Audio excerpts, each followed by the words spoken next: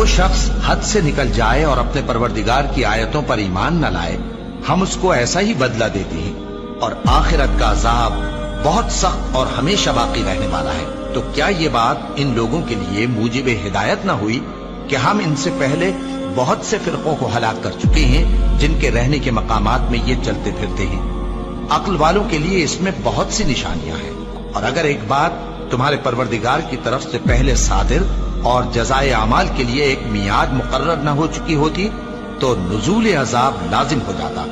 بس جو کچھ یہ بکواس کرتے ہیں اس پر صبر کرو،